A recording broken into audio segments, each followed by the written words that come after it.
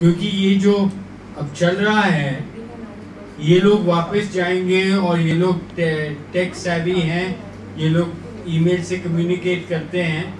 तो अगर हम ग्रास रूट से नए लोग लाना शुरू कर देंगे तो देश में बदलाव आएगा, करप्शन भी एड्रेस होगा। क्योंकि जो राजनीति करता है वो तो लेजिस्लेटर होता है, और अगर वही भ्रष्ट होगा तो हमारा देश में बदलाव नहीं हो सकता। पर आज इस मौके को हमें छोड़ना नहीं चाहिए, मेरा ये कहना है। देखिए, कानून जो है वो बहुत ज़रूरी होता है, लेकिन सिर्फ कानून व्यवस्था को बदलेगा नहीं। जो जागृति अभी हो रही है उसको बढ़ाना है, हम सबको मिलजुल के काम करना है। जो आप कह रहे हैं कि रूरल एरियाज़ में वो हाथ का सिंबल या हाथी का सिंबल लेके वोट देते हैं, इसको बदलना।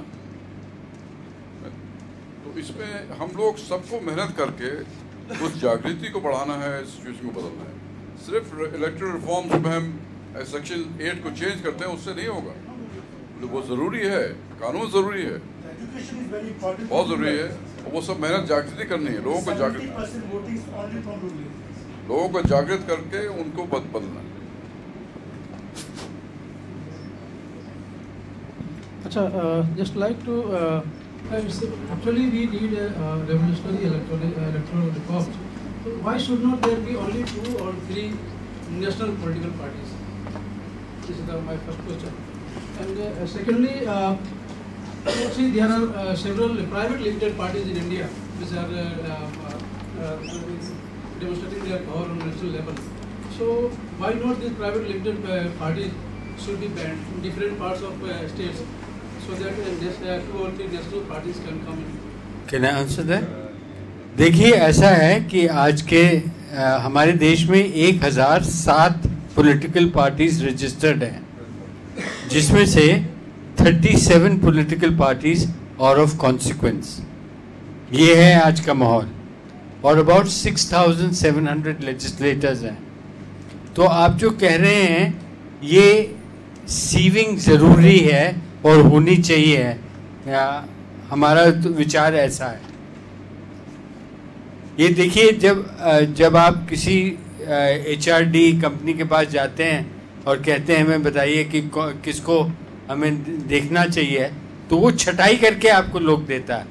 यहाँ तो छटाई हो नहीं रही, यहाँ तो जो चाहते हैं, जो भ्रष्ट हैं और जो पैसा कमा सकेंगे पार्टी को, उसको टिकट दिया जाता है। ये माहौल है आज का। Yours will be the last one. Anybody who want to come into direct politics, तो उससे पहले उसका एक ट्रेनिंग प्रोग्राम होना चाहिए। तो panchayat level to the parliament level, अगर anybody is interested,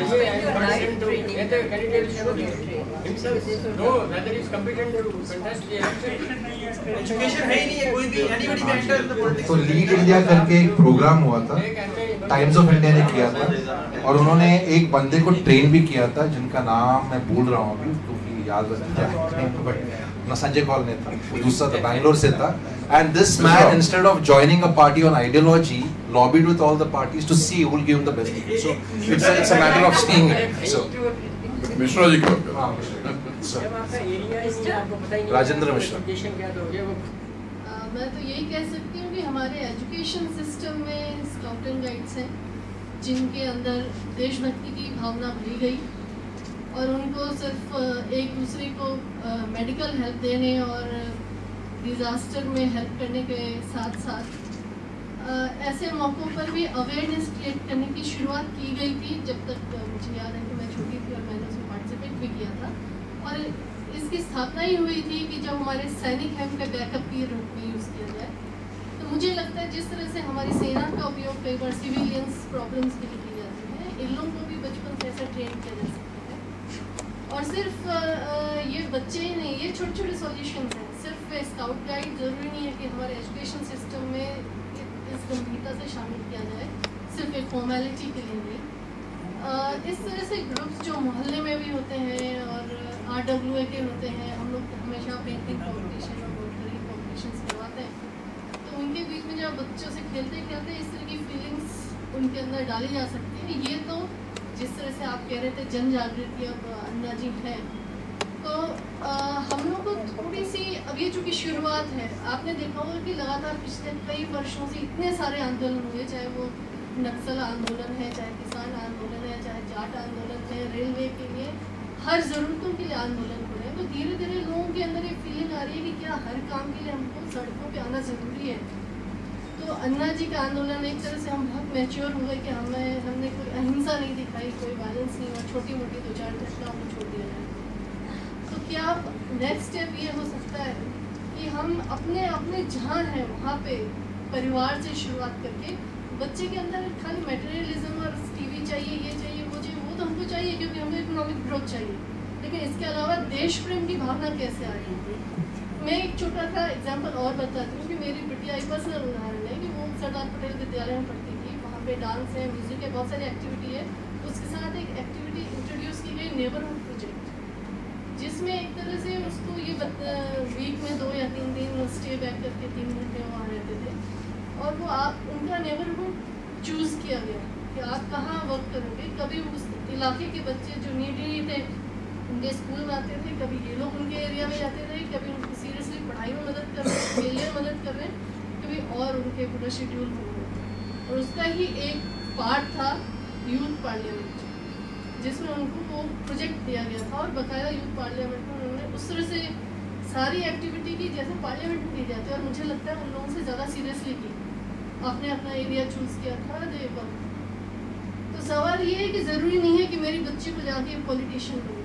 सवाल ये है कि उसका अगर विषय सोशियोलॉजी है, अगर उसका विषय सिविक्स है, अगर उसका हर बच्चों का 10th तक तो होता ही है, स्पेशलाइज कर ले तो सोशियोलॉजी लेते हैं, पॉलिटिकल साइंस लेते हैं, तो हम अपने विषय को अगर समझते हुए पढ़ें और खेल खेल में सारी बातें सीख जाएं, तो मुझे लगता है कि हम इतने जिम्मेदार व्यक्ति हो सकते हैं कि हम बहुत एक्टिवली सोशल एक्टिविस्ट बने या नहीं, हम NGO चलाएं या नहीं, हम डॉक्टर बने या नहीं, लेकिन हम इतने अवेयर हैं कि, और अगर हर व्यक्ति इतना अवेयर है तो मुझे पूरा यकीन है कि हमारे देश में ग्रास रूट से बदलाव आएगा। वो बच्चा चाहेगा कि मैं एक हूँ, मैं 10 लोगों को तो तैयार करूँ।